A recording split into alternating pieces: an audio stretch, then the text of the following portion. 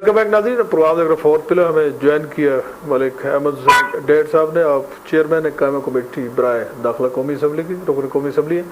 मलिक साहब फरमाइएगा कि जो दहशतगर्दी की ताज़ा लहर है, इस पर कौमी सलामती कमेटी की भी इजलास हुई है। वज़ीर दाखिला ने आज वाज़ेह तो टोक अल्फाज में कहा है कि किसी दहशतगर्द या दहशतगर्द तंजीम से वफाकी हुकूमत बातचीत नहीं करेगी।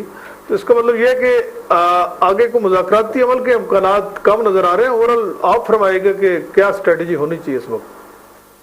देखिए, मैं being chairman standing committee interior, मुझे जो बात आपसे करनी है वो मैं बहुत ही मोहतात तरीके से करना चाहता हूं। मैं इसको कुछ चीजें ऐसी हैं जो फोन पे या यहाँ पे नहीं हो सकती, लेकिन एक बात मैं आपको बता देना चाहता हूं कि पिछले 4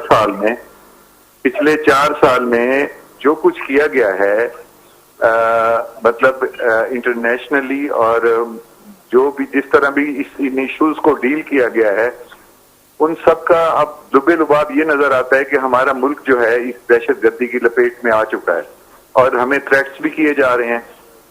तो ये जो इस तरह पिछले 4 साल में इन चीजों को डील किया गया है, ये उसका नतीजा है जो आज हम भुगत रहे हैं।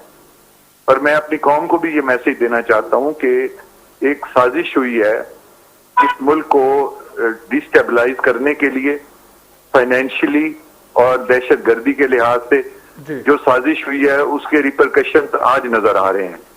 और हम लोग जो ये समझ रहे हैं कि इन्होंने पिछली हुकूमत के जो थे वजीर आजम, उन्होंने हमारे मसाइल हल करने हैं, हमें रिफॉर्म्स देने हैं और इस मुल्क को जो है ना रियासत मदीना बनाना है।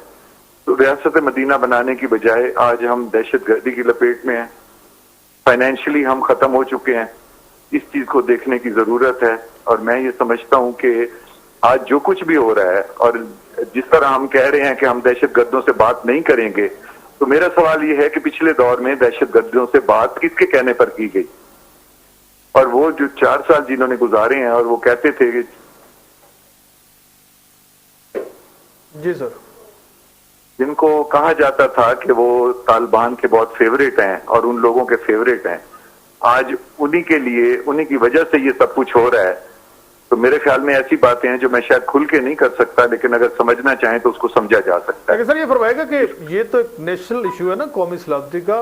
मेरा सवाल ये है कि सियासी इत्तफाक राय किस तरह पैदा किया जा सकता है? सियासी इख्तलाफात को यानी कि पसे पुश डालती हुई, आप नहीं समझते कि इस वक्त तमाम सियासी क़यादत को इस हवाले से एक पेज पे आ जाना चाहिए?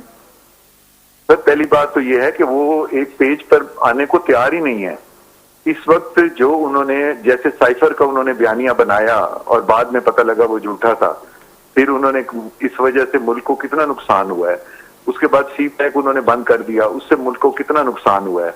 और आज फिर उन्होंने कोशिश की कि जी IMF की लोन को रुक जाए, फिर इमदाद रुक जाए जो सैलाब की। फिर अब वो कोशिश कर रहे हैं कि वो जो फोर्सेस हैं जो शायद उनकी फेवरेट थी, उनको अब मुल्क के ऊपर चढ़ाई करने के लिए, शायद कौन पता नहीं उनमें से कुछ क्या कह रहा है, मैं उस तफसील में नहीं जाना चाहता। लेकिन अफसोस इस बात का है कि फाइनेंशियली भी कह रहे हैं कि हम जो है ना वो डिफॉल्ट कर रहे हैं, जबकि ऐसी कोई बात नहीं है। और दहशतगर्दों को भी जो बढ़ावा दिया जा रहा है उसके पीछे कौन है, ये बहुत सारे सवालात हैं। अगर हम बैठ के बात करें तो क्या वो हमारे साथ बैठ के बात करने को भी तैयार हैं? वो तो सिर्फ मुल्क को डिस्टेबलाइज करना चाहते हैं और डिस्टेबलाइज करने की ही कोशिशें हो रही हैं।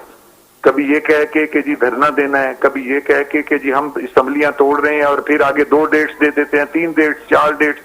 असल मसला ये है कि इस मुल्क को डिफॉल्ट की तरफ ले जाएं और इस मुल्क को तबाह करें, जो कि एक इंटरनेशनल साजिश है और ये उसके आलाकार है।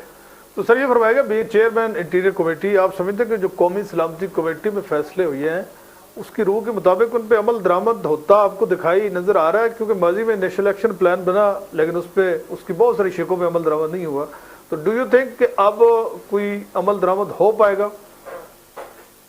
देखिए सर, जब सारी फोर्सेस इकट्ठे बैठते हैं ना तो, और वो उसके ऊपर मुत्तफिक भी रहते हैं, तो फिर ये अमल दरामद हो जाते हैं।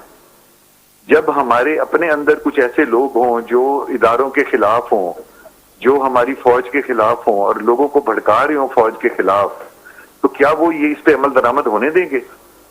देखने की बात यह है कि जो लोग फौज के खिलाफ, पाक फौज के खिलाफ आज बातें कर रहे हैं, कल वो फौज उनकी फेवरेट थी और आज खिलाफ बातें कर रहे हैं, کیا وہ یہ چاہیں گے کہ یہ پاکستان کے ان کے اوپر عمل ہو اور اس کے اوپر ملک ترقی کرے؟ یہ لوگ تو ملک ترقی کرنے نہیں دیں گے۔ اب جو اس وقت جو یہ سیکورٹی کاؤنسل، اس کی سیکورٹی کی جو میٹنگز ہو رہی ہیں، اس میں بہت اہم فیصلے کیے جا رہے ہیں، اور پچھلے 4 سال میں جو غلط فیصلے ہوئے ہیں ان کو صحیح کرنے کی کوشش کی جا رہی ہے، لیکن انشاءاللہ تعالی سب کنٹرول میں ہو جائے گا۔ ہمیں اپنے اداروں پر، فوج پر پورا بھروسہ ہے، چاہے قوم کے ایک طبقے کو انہوں نے ان کے پیچھے لگا دیا ہے اور فوج کے اوپر وہ باتیں کر رہے ہیں، اس کے باوجود بھی ہماری فوج جو ہے روز قربانیاں دے رہی ہے، ابھی روز شہادتیں دے رہی ہے، اپنے بچے تک قربان کر رہی ہے، جس طرح یہ واقعہ ہوا تھا پشاور والا۔ تو ہمیں اپنی فوج پہ فخر ہے، اور پھر ہماری سیکورٹی فورسز جو ہیں ان سب کو سنبھال لیں گی انشاءاللہ تعالی۔ لیکن جو لوگ یہ سب کچھ کرنے کے ذمہ دار ہیں، قوم کو چاہیے ان کو پہچان لے۔ تو یہ جو خان صاحب کہہ رہے ہیں جی کہ مجھے گرفتار کیا جا سکتا ہے اور عوامی دباؤ سے گرفتاری سے بچ سکتا ہوں، لوگ ترک قوم کی طرح سڑکوں پہ نکلیں، خان صاحب کی اس اپیل پر واقعی آپ سمجھتے کہ قوم وہ نکلے گی رجب طیب اردوغان کی طرح جب ترکی میں لوگ نکلے؟ سر مجھے تو دکھ اس بات کا ہے کہ میں نے جتنا ان کو قریب سے دیکھا ہے اور میں سمجھا ہوں، تو انہوں نے تو بہت کچھ ایسا کہا تھا جو یہ جن میں سے کچھ بھی نہیں کر سکے۔ انہوں نے تو کہا تھا کہ ہم پولیس ریفارمز لائیں گے، ہم ریاست مدینہ بنائیں گے، انصاف دیں گے، ہم ایجوکیشن ریفارمز لائیں گے، اس میں سے کچھ ڈیلیور تو کیا نہیں انہوں نے۔ اب انہوں نے صرف اللہ رسول کا نام لے کے اور جذباتی تقریریں کر کے لوگوں کو اپنے پیچھے لگانے کی کوشش کر رہے ہیں، جو لوگ اب سمجھتے جا رہے ہیں کہ یہ سب دکھاوا ہے، اور خود ریاست مدینہ کے خلاف باتیں کرتے ہیں۔ اب میرے خیال میں جس طرح اس دفعہ دھرنے پہ بندے اکٹھے نہیں ہو سکے، جو انہوں نے 20 لاکھ بندہ کہا تھا، اور یہ پھر انہوں نے کہا جی ہم اسمبلیاں توڑتے ہیں، پھر اسمبلیوں کی ڈیٹس دینے لگ گئے، تو یہ ہمیشہ یو ٹرن کے ماہر ہیں۔ میں نہیں سمجھتا کہ ان کے ساتھ ایسے بندے اکٹھے ہوں گے اور ان کے ساتھ ایسے بندے ہوں گے، کیونکہ یہ صرف زبانی جمع خرچ ہے، عمل کبھی بھی نہیں کرتے۔ تو یہ جو آج کل ایک تجویز زیر غور مولانا فضل الرحمان صاحب بھی کہہ چکے ہیں، اور قائدین کے مالیاتی ایمرجنسی 1 سال کے لیے لگ سکتی ہے، اسود یار ولی صاحب فرما رہے ہیں 4 سے 5 سال انہیں الیکشن ہوتے نظر نہیں آ رہے۔ موجودہ مخدوش اقتصادی صورتحال میں آپ سمجھتے ہیں کہ پارلیمان کی مدت میں توسیع کیا آئین اور دستور میں اس کی اجازت ہے؟ لیکن سر اس وقت کوشش یہ کی جا رہی ہے کہ ملک کو ڈیفالٹ کی طرف لے جایا جائے، حالانکہ ایسے حالات ہیں نہیں۔ یہ ڈیسٹیبلائزیشن کرنے کے لیے جو انٹرنیشنل ایک ہمارے خلاف کانسپریسی ہے، کچھ لوگ ان کے ایجنٹ بن کے اس ملک کو ڈیسٹیبلائزیشن کے لیے لے جانے کے لیے ایسی باتیں کر رہے ہیں، جس میں مالیاتی ایمرجنسی کی بات بھی ہوئی ہے، جس میں بہت ساری ایسی باتیں ہوئی ہیں، لیکن میں نہیں سمجھتا کہ ایسی کوئی ضرورت پڑے گی۔ ہاں اگر یہ لوگ جو سازش کر رہے ہیں، جو ہر وقت کہتے ہیں ملک ڈیفالٹ کر جائے گا، اور یہ ہر وقت ایسے اقدام اٹھاتے ہیں جس سے ڈیسٹیبلائزیشن پیدا ہو، تو اگر ان کو روکا نہ گیا اور ان کا تدارک نہ کیا گیا تو ہو سکتا ہے کہ پھر ہمیں ایسے اقدام اٹھانے پڑیں، لیکن میں نہیں سمجھتا، نہ میں اس کو دیکھ رہا ہوں، نہ اس کے بارے میں کچھ کہنا چاہتا ہوں کہ ایسا کچھ ہوگا، کیونکہ ہمارا جو ملک ہے اس کے اوپر اللہ کی بھی بہت رحمت ہے۔ 27 ماہ رمضان کو یہ پاکستان بنا تھا، یہ لوگ جتنی بھی سازشیں کر لیں اس ملک کو ڈیفالٹ کی طرف نہیں لے جا سکتے، اور انشاءاللہ آپ دیکھیں گے کہ جو یہ حکومت ہے، یہ سی پیک کو بنانے والی حکومت ہے جس نے سی پیک شروع کروایا تھا۔ تو اس وقت مخالفت وہ لوگ کر رہے ہیں جنہوں نے سی پیک روکا تھا۔